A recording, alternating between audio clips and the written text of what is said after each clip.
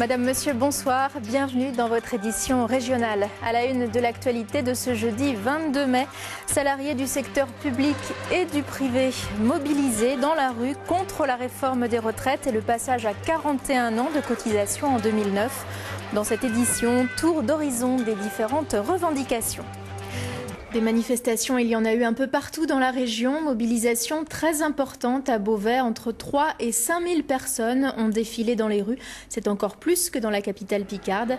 Dans le cortège, outre, on l'a vu, des personnels du service public, beaucoup de salariés du privé qui ne sont pas tout à fait sur la même ligne que leurs collègues. C'est ce que vous allez voir dans ce reportage de Stéphanie Potet et Jean-François Guillemard.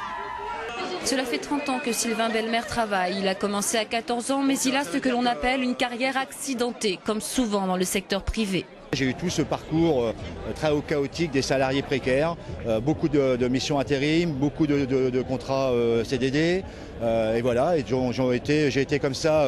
Après, j'ai travaillé dans l'alimentation, dans un supermarché. Je ne citerai pas la pancarte.